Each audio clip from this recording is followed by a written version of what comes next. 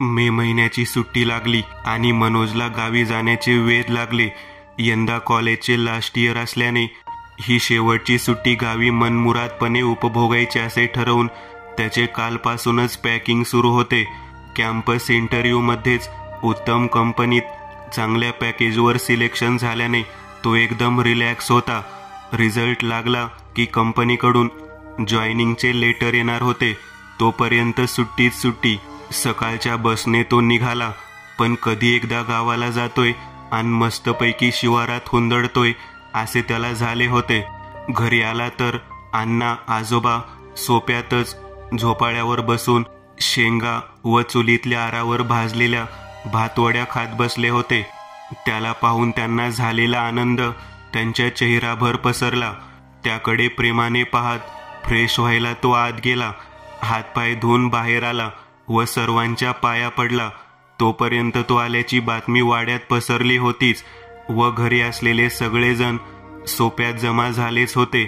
मग काय विचारता, आजोबांसोबत भातवड्या शेंगा खात खात सर्वांशी गप्पा सुरू झाल्या. तोपर्यंत काकीने चहा करून आणला. चहा घेऊन बाहेर पडला. तो मित्रांच्या गराड्यात इतका रुळला की संदेश जेवायला बोलवायला आला तेव्हा घराकडे पावले वळली. ते पण उद्या सकाळी डोहावर पोहायला जायचे हे ठरवूनच. घरी काका आजी रानातून आले होते. मग सर्वांची अंगत पंगत बसली. जेवणे उरकल्यावर बाहेर गप्पांचा फड जमला. तिथेच वाकळा अंतरून त्यावर आडवे पडून बच्चे कंपनी गप्पा ऐकत ऐकत झोपी गेली. त्यांच्याजवळच मनोजही कलंडला व लगेचच झोपेच्या स्वाधीन झाला. सकाळी चिमण्यांचा चिवचिवाट व कोकिळेच्या कुकूच्या मंजूळ आवाजाने त्याला जाग आली. तो खूप सुखावला व अंथरुणावर ऐकत पडून राहिला. पण दुसऱ्याच क्षणी त्याला आठवले, आपल्याला जायचंय पोहायला. मग तो उठलाच. बाकीचे सगळे आवरून तो सवंगड्यांची वाट पाहत बसला. मन्याशी हाक येताच टॉवेलची गुंडाळी घेऊन तयारच असलेला मन्या बाहेर पडला. मुंबईत असे मुक्त जीवन उपभोगता येत नाही. त्यामुळे गावी आला की मनोज आनंदाचा मिळालेला ठेवा तनमनात भरून पूर्ण रिचार्ज होऊनच मुंबईला परतायचा. आज डोहाकडे जाताना वाटेत कुणाच्या शेतात काय केले, काय बदल झालेत हे निरखत त्यावर चर्चा करत ते डोहावर पोहोचले. ही त्याची खूप आवडती जागा होती. डोहाकडे पाहताच त्याचा उरला सुरला संयम संपला व धावत जाऊन त्याने डोहात उडी घेतली. त्याबरोबर पाणी उंच उडाले. डोहातील पाणी आपल्याला कवेत घेण्यासाठी आतुर झाले आहे असे त्याला वाटले. तो अगदी गुंगून गेला. सोबती काय बोलतायत याकडेही त्याचे फारसे लक्ष नव्हते. मग सुरू झाला रोजचाच दिनक्रम. सकाळी डोहावर यायचे, मग घरी जाऊन न्याहारी करायची, काकासोबत शेतावर जायचे, दुपारी जेवण करून तिथेच झाडाखाली कलंडायचे, मग गुरांना वैरण पाणी करून संध्याकाळी घरी यायचे. संध्याकाळी सोबत्यांसोबत गप्पा गोष्टी करून आल्यावर जेवायचे आणि आडवे झाले की क्षणभरात झोपेच्या स्वाधीन व्हायचे. असाच एक दिवस उजाडला. रविवार होता. आदल्या रात्री आजोबांनी सांगितले होते, उद्या सगळ्यांनी लवकर उठून आंघोळी उरका व नैवेद्याला दही भात तयार ठेवा. उद्या आपण भैरोबाला जाणार आहे. ते ऐकून तो हिरमुसला. म्हणजे उद्या डोहावर जाता येणार नाही. ठरल्याप्रमाणे सगळे लवकर आवरून तयार झाले. भैरोबाला जाताना वाटेत करवंदाच्या जाळ्यातील करवंदे खात खात गमती जमती करत सगळे चालले होते. समोरच तात्याच्या आंब्याखाली संदेशला 2 पाड सापडले. त्यातला एक मनोजला देऊन दुसरा दातांनी कुरतडायला संदेशने सुरुवात केली. मनोजनेही आंबट गोड चवीचा पाड खायला सुरुवात केली. भैरोबाला दर्शन घेऊन राखणीचा कौल घेऊन माघारी फिरेपर्यंत 10 वाजले होते. मग काकीने बनवलेल्या घुट्यात भाकरी कुस्करून खात असताना त्याच्या आवीट चवीचे त्याला खूप अप्रूप वाटले. नेहमीप्रमाणेच घुट्याबरोबर आंबळ 4 घास जादाच खाऊन तो उठला. अशी घुट्याची चव मुंबईत का लागत नाही हा विचारही नेहमीप्रमाणेच याही वेळी त्याच्या मनात आला. मग माडीवर जाऊन त्याने ताणून दिली. ते 4:30 वाजताच उठला. काकी हाक मारत होती, एवढा चहा रानात नेऊन दे म्हणून. तो उठला, तोंडावर पाणी मारले व गळ्यात टॉवेलची गुंडाळी करून टाकली आणि हातात किटली घेऊन रानाची वाट चालू लागला. काकाकडे किटली दिली आणि काय त्याच्या मनात आले तो काकाला म्हणाला, मी जातो. काकाला विशेष वाटले पण तो काहीच बोलला नाही. 4 दिवस पोरग येते तर करू दे मनासारखं असे म्हणून तो ठीक आहे म्हणाला. मनोज तिथून निघाला. तो थेट डोहाचा रस्ता त्याने पकडला. आज सकाळी डुमणे चुकल्याने त्याला कसे तरी झाले होते. डोह नजरेच्या टप्प्यात येताच त्याने धावायलाच सुरुवात केली. समोरून येणारा बजाप्पा त्याला म्हणाला, अरे पोरा का धावतोयास? पण त्याला काहीच उत्तर न देता तो धावतच होता. कडेला टॉवेलची गुंडाळी फेकून अंगावरचे कपडे कसेबसे काढून त्याने स्वतःला डोहाच्या स्वाधीन केले. काका तिन्ही सांज झाली की घरी आला. सगळेजण आपापल्या कामात मग्न होते. काकाला वाटले मन्या गेलाय सवंगड्याकडे. जेवणाची वेळ झाली आणि काकीने संदेशला मन्याला जेवायला बोलावून आणायला सांगितले. संदेश गेला पण मन्या कुठेच नव्हता. सकाळपासून मन्या आमच्याकडे फिरकलाच नाही असेच सगळ्यांनी सांगितले. संदेश घरी आला व दादा कुठेच नाही हे त्याने आईला सांगितले. वर माडीवर जाऊन बघ असे आईने सांगितले. म्हणून संदेश पण वर पाहून आला. ताटे वाढून तयार होती. असेल इथेच कुठेतरी, बघून येतो असे म्हणून काका हाक मारत बाहेर पडला. पण मन्याची चाहूल लागली नाही. तेवढ्यात बजाप्पा तंबाखूवर चुना चोळत समोर आला. मन्याला शोधताय जणू असे म्हणाला. काका हो म्हणाला. तेव्हा बजाप्पा म्हणाला, मी आता पेटेतनं चालूया. तिथं नाही तो दिसला. पर मगाशी कडूस पडायच्या आधी एकटाच ढवाकडं पळ सुटलेला दिसला होता मला. म्या विचारलं बी होतं पर काहीच बोलत नव्हता. हे ऐकताच काकाचे धाबे दणाणले. त्याच्या सवंगड्यांना हाक मारत तो पळत सुटला. त्याच्या मागे पोरं पळत वाड्यात आली. काय झालं करत? आजोबांना बजाप्पा काय म्हणाला ते सांगत त्याने कंदील उचलला. शेजारच्या माईकडून बॅटरी घेतली. घरातली बॅटरी खिशात घातली आणि लांबडा कासरा घेऊन तो पोरांनी बोलवलेल्या ट्रक्समध्ये बसला. पोरं पण पटापट बसली आणि ट्रक डोहाच्या दिशेने धावू लागली. डोहाजवळ येईपर्यंत कुणाच्या जीवात जीव नव्हता. ट्रकमधून उतरून कंदील व बॅटरीच्या प्रकाश झोतात सगळे मन्याला हाका मारत डोहाजवळ पोहोचले. तर डोहाजवळ पडलेले मन्याचे कपडे व टॉवेल दिसला. मग तर काकाच्या मनाचा ठावच सुटला. तो धावत डोहाच्या भोवतीने मन्या मन्या करत वेड्यासारखा धावू लागला. डोहातील पाण्यात बॅटरीच्या प्रकाश झोतात काही दिसतंय का ते पाहण्याचा पोरांनी प्रयत्न केला पण काहीच दिसले नाही. अशुभाच्या शंकेने सर्वजण भयभीत झाले. पोरे जवळपासचा परिसर बॅटरीच्या उजेडात निहाळू लागली आणि तेवढ्या चिंचेच्या झाडाखाली एका पोराला काहीतरी दिसले म्हणून प्रकाशाचा झोत तिकडे वळवला तर चिंचेच्या झाडाखाली मन्या पडला होता. ते पाहताच ते पोरग जोरात ओरडलं, सापडला सापडला. मग त्या दिशेने सगळेजण धावत सुटले तर झाडाखाली बेशुद्ध अवस्थेत मन्या पडला होता. पोरांनी कसलीच वाट न बघता मन्याला उचलला व ट्रकमधल्या सीटवर आणून टाकला आणि गाडी सरकारी दवाखान्याच्या दिशेने सुसाट धावू लागली. डॉक्टरनी मन्याला तपासले. इंजेक्शन देण्यासाठी सिरिंज उचलली. हे बघून काकाने मोठ्याने मन्या अशी हाक मारत हांबरडा फोडला. ते ऐकून डॉक्टर म्हणाले, आहो तो फक्त बेशुद्ध अवस्थेत आहे, तुम्ही का रडताय? पण डॉक्टरांनी उचललेली सिरिंज पाहून मन्या अजून तरी सुखरूप आहे हे समजून काकाच्या मनावरील ताण कमी झाला होता व तो ताण मन्या असा हांबरडा फोडून बाहेर पडला होता. अर्ध्या पाऊण तासात मन्याने डोळे उघडले. हे पाहताच सर्वांनी एकच कल्ला केला. डॉक्टरनी दटावले म्हणून सगळे गप्प बसले. मग काही औषधे देऊन डॉक्टरनी मन्याला घरी घेऊन जायला सांगितले. एव्हाना मन्या सापडलाय हे वाड्यात समजले होतेच. वाड्यातील व गावातील शेजारी पाजारी सगळे सोफ्यावर येऊन बसले होते. बायकांची आतल्या बाजूला बसून ही चर्चा चालली होती की बया हे पोरग तिन्ही सांचं एकटंच कसं गेलं ढवाकडं आणि तुम्ही कसं जाऊ दिलासा? आई बाबा म्हणायला आहेत मग आपण नका का ध्यान ठेवाया?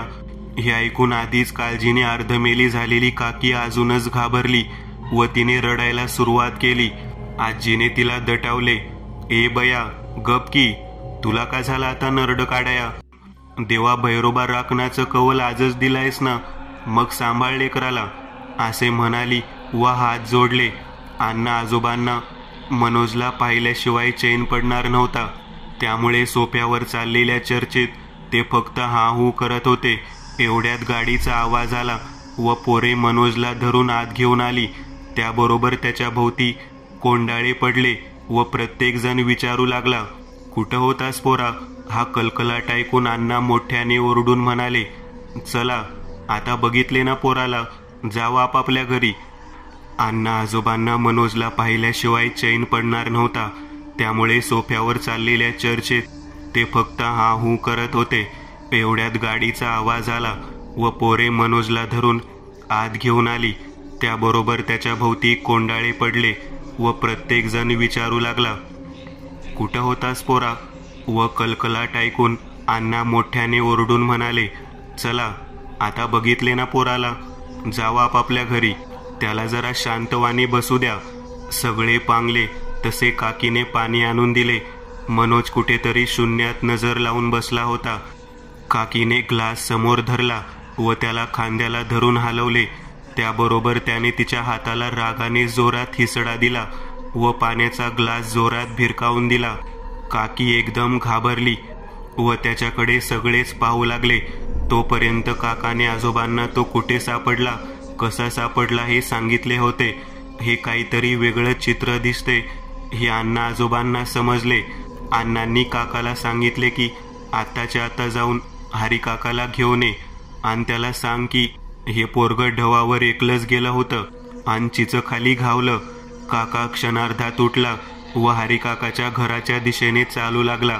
हरी काका, ओ हरी काका, अशा हाका मारतच काका अंगणात उभा राहिला. रात्रीचे कोण आले हे पाहायला हरी काका बाहेर आले तर समोर काका उभा. मग अण्णांनी सांगितल्याप्रमाणे काकाने सगळा घडलेला प्रकार सांगितला व लवकर घरी चला असे सांगितले. हरी काका 5 मिनिटे थांब म्हणाले व आत घरात गेले. परत आले तेव्हा त्यांच्या हातात एक पिशवी होती. खांद्यावर घोंगडे होते व हातात वेताची काठी. दोघांनी जपाजपा चालायला सुरुवात केली. इकडे काका घराबाहेर पडताच मन्या रागाने खाऊकी गिळू अशा नजरेने सगळीकडे पाहू लागला. अण्णांनी त्याच्याकडे लक्ष दिले नाही. काकी आजी आत बसून बाहेर काय चालले आहे ते पाहत होत्या. एवढ्यात मनोज उठला व सोफ्यात ठेवलेला सागवानी माचा त्याने एका हाताने एका बाजूला उचलला. आजोबा पटकन उठले पण त्याने एकाच हाताने तो वजनदार माचा एवढ्या शक्तीनिशी आपटला की अक्षरशः त्याचे तुटून तुकडे झाले. हा जोरदार आवाज ऐकून वाड्यातील सगळेजण धावत आले तर मनोज रागाने थरथरत उभा होता व सभोवती लाकडी माच्याचे तुकडे विखुरले होते.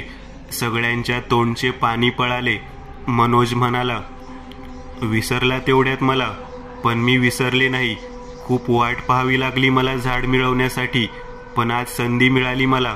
मनोजच्या तोंडून हे उद्गार ऐकून सर्वजण बुचकाळ्यात पडले. आपल्या घरातील जुनी जाणती लोक डोहाकडे एकटे दुकटे तसेच तिन्ही सांजेला आमोशा पुनवाला जायचं नाही अशी बजावत आली होती. त्यामागचे कारण माहिती नसले तरी सर्वजण ते तंतोतंत पालन करत होते.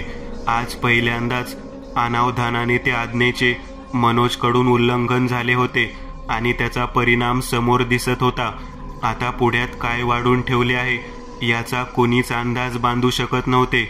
मला अंडी पाहिजेत, आणा लवकर, आणि भात पण आणा, भूक लागलीये मला, असे मनोजच्या तोंडून ऐकताच आजोबांनी घरात शिल्लक असलेला भात व घरात असलेली कच्ची अंडी एका ताटात भरून मनोज समोर आणून ठेवली. ते पाहताच त्याने दोन्ही हातांनी गपागपा भात व कच्चीच अंडी खायला सुरुवात केली. हे खूप किळसवाने दिसत होते. तोपर्यंत हरिकाकांना घेऊन काका घरी पोहोचला. हरिकाकांनी मनोजकडे पाहिले व हातातील वेताची काठी जमिनीवर एका ठराविक लयीत 3दा आपटली. त्याबरोबर मनोजने वर पाहिले व काकाच्या अंगावर धावून गेला. काका हरिकाकांच्या मागे लपला, पण मग हरिकाकांच्या जवळ मात्र मनोज गेला नाही. हरिकाकांनी घोंगडं झटकले अंगात मधोमध अंथरले व त्यावर ते बसले. शेजारी वेताची काठी ठेवली. मग पिशवीतून एक एक वस्तू बाहेर काढून ते मांडू लागले. ते पाहून मनोजची तगमग होऊ लागली. काकांनी मग एक रिंगण आखले व बाटलीतील तीर्थ मनोजच्या अंगावर शिंपडले व नंतर त्याला रिंगणात बसायची आज्ञा केली. तो रागारागाने हातपाय आपटत पुढे आला व रिंगणात बसला. हरिकाकांनी येडोबाच्या नावाने चांग भलं चा जोरात गजर केला व गुलाल हवेत उधळला. त्याबरोबर मनोजला सर्वांगाची आग होत असल्याची जाणीव झाली व तो हातपाय चोळू लागला. सांग, का धरले झाडाला? तुला निवद दरसाल कोंबडं पोच होतं का नाही? मग का आलीस इथवर? बोल लवकर. आणि त्यांनी जमिनीवरच वेताची काठी आपटली. त्यावर, तिन्ही सांजेला डोहावर माझेच राज्य असते, तिकडे कोणीही फिरकायचे नाही असं ठरलं होतं ना, मग का आला तिकडे? असे मनोजच्या तोंडून उद्गार आले. चुकून तरी कधी मी दिलेले वचन मोडले का आजवर? मी कुणाला त्रास दिला का? मग माझ्या वेळेत डोहावर येऊन माझ्या विश्वात ढवळाढवळ करूनही मी शांतच बसायचे का? अगं पोरगं नवीन आहे, कधी मधीच येतं, त्याला ठाव असलं तरी इसारला असल, असे हरिकाका म्हणाले. पण यावर काहीच प्रतिक्रिया आली नाही. अण्णा म्हणाले, याच घरातील एक व्यक्ती होतीस ना तू, मग याच घराचा सर्वनाश करायला निघालीस? यावर मनोजने हुंदके द्यायला सुरुवात केली. अण्णांच्या वडिलांची 2 लग्ने झाली होती.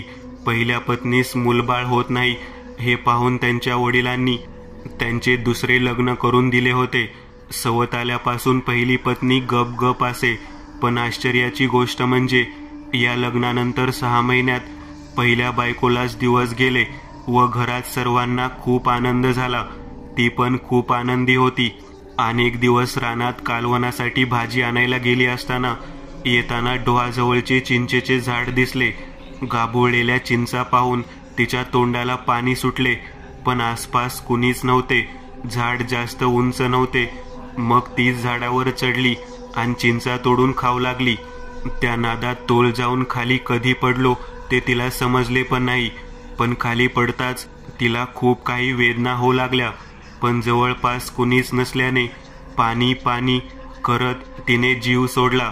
2 हाताच्या अंतरावर डोह होता, पण तरीही तिच्या मुखात शेवटच्या क्षणी 4 थेंब पण पडले नाहीत.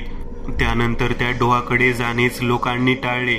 कुणाकुणाला ती संध्याकाळी डोहावर बसलेली दिसली तेव्हा हरिकाकांच्या वडिलांनीच तिला निवद कोंबडं देण्याची पद्धत सुरू करून तिला कुणाला त्रास द्यायचा नाही याची सक्त ताकीद दिली होती. तेव्हा तिने सांगितले होते की तिन्ही सांजेनंतर तिकडे कोणी फिरकायचे नाही. आजवर हा नियम सर्वांनी पाळला होता.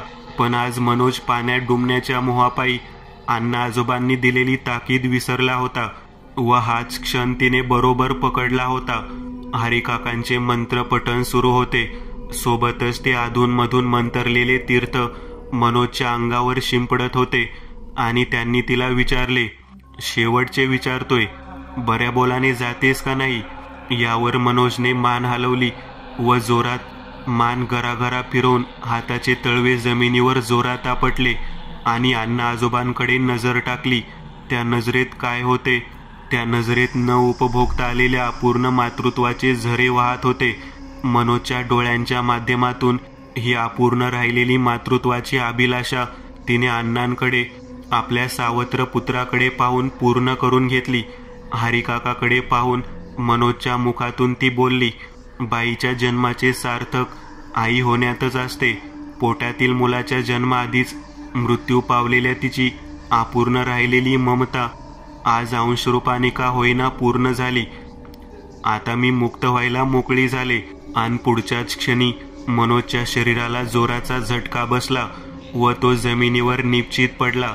हरिकाकांनी मनोजच्या तोंडावर गंगाजल शिंपडले.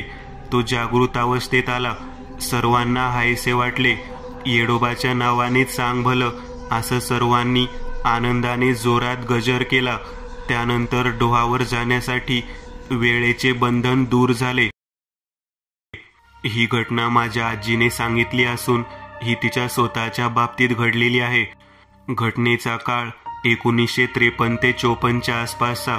आम्ही पूर्वीपासूनच नगरमध्ये बुरोडगाव रोड राहत आहोत. बुरुडगाव हे आमच्या घरापासून साधारण 4 किलोमीटरवर आहे. पूर्वी नगरपासून या गावापर्यंत दुतर्फा चिंचेची झाडे होती, सोबत घनदाट जंगल वाटावे असे रान आणि सोबत वाहणारी सीना नदी. तर या अशा बुरुडगाव रोडला असणाऱ्या आमच्या घरी माझी आजी लग्न होऊन आली.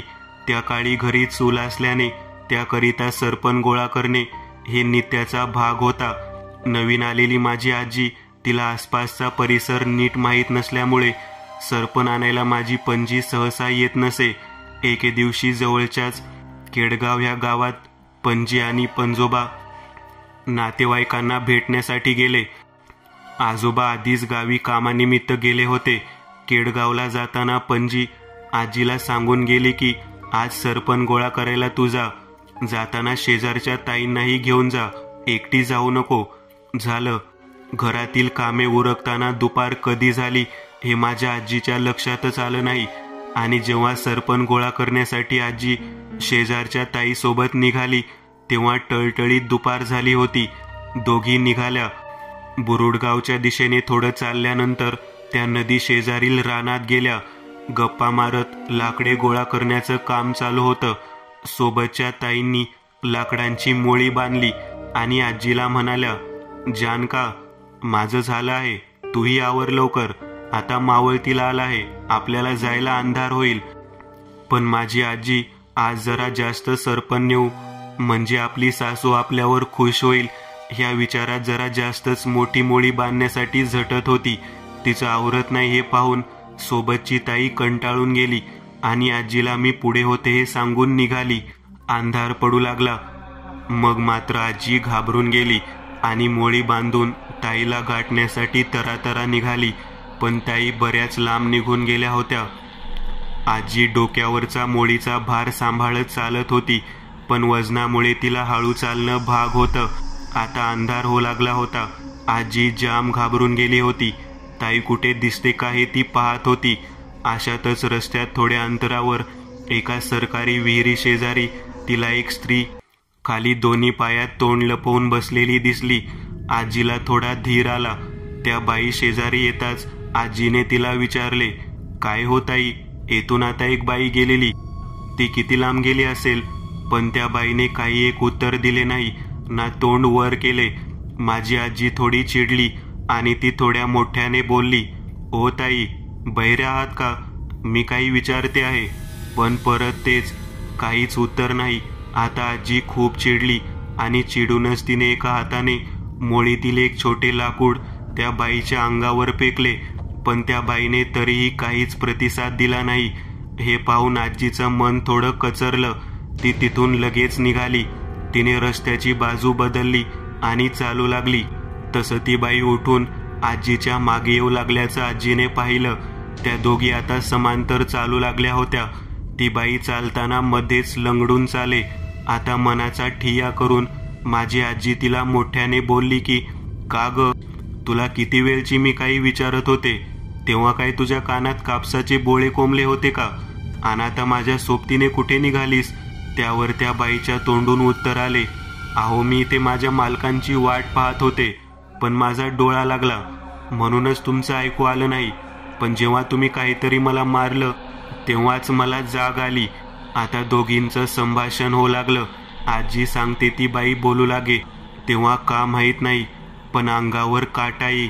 तिचा आवाज थोडा पुरुषी आणि घोगरा वाटे. त्या बाईचं मधूनच लंगडणं पाहून आजीने तिला त्याचं कारण विचारलं.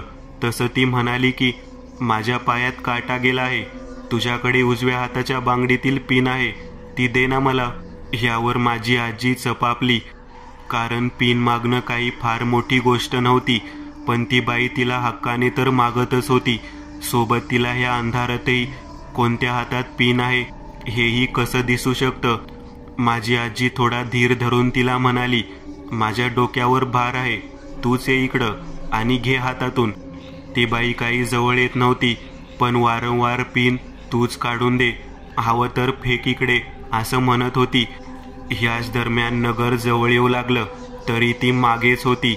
आता माझी आजी तिला बोलली, चल आता माझ्या घरी, मीच काढते तुझ्या पायातला काटा. ह्यावरती गप्प बसली आणि गुमान आजीच्या मागे येऊ लागली. आजी घरच्या दारात आली. तिला तिच्या सासूच्या चपला बाहेर दिसून आल्या. तसं तिने मोळी खाली टाकली आणि आई म्हणून आवाज दिला. माझी पणजी आवाजाने बाहेर आली. आजीने जशी मोळी खाली टाकली आणि ती आता त्या बाईच्या दिशेने मागे वळली, तसं तिने चेहऱ्याच्या अगदी जवळ त्या बाईचा चेहरा पाहिला. पूर्ण पांढरा झालेल्या चेहऱ्याची, घारे डोळे असणारी ती बाई माझ्या आजीच्या डोळ्यात एकटक पाहत शांत उभी होती. आजी जशी भारावल्या अवस्थेत पुतळ्यासारखी झाली होती. अर्धा 1 मिनिट झाला असेल नसेल, तोच ती बाई माझ्या आजीकडे पाहून डोळे मोठे करून हसली. माझ्या आजीला अंगावर सरकन काटा आलेला जाणवलं आणि सोबतच तिची शुद्ध हरवते आहे हेही. तिला खाली पडताना तिच्या फुटलेल्या बांगड्यांचा आवाज आला आणि तिची शुद्ध हरपली. पुढे 2 दिवस काय घडलं हे तिला काहीच आठवत नाही, पण इतरांनी आणि माझ्या पणजीने तिला जे काही सांगितलं त्यानुसार असं आहे. माझी पणजी जेव्हा आजीच्या आवाजाने बाहेर आली तेव्हा आजी घराला पाठमोरी उभी होती, अगदी शांत. आजीला असं शांत उभं पाहून तिच्या सासूने तिला हाक मारली, पण आजी तशीच उभी होती आणि अचानक ती चक्कर येऊन खाली पडली. तिच्या हातातील बांगड्यांचा चुरा झाला. हे सगळं पाहून तिची सासू तिच्याकडे धावली. सोबत सगळ्यांना तिने आवाज देऊन बोलावले. आजीला घरात उचलून आणून खाटेवर झोपवले गेले आणि तिच्या तोंडावर पाण्याचे हापके मारून तिला शुद्धीत आणायचा प्रयत्न होऊ लागला. तिला बऱ्याच वेळाने जाग आली, पण ती आता एक वेगळीच व्यक्ती झाली होती. तिच्यात हिंस्र बदल झाला होता. 16-17 वर्षांची पोर, पण 5-6 लोकांना ऐकत नव्हती. ती घरातून बाहेर पळून पाहत होती.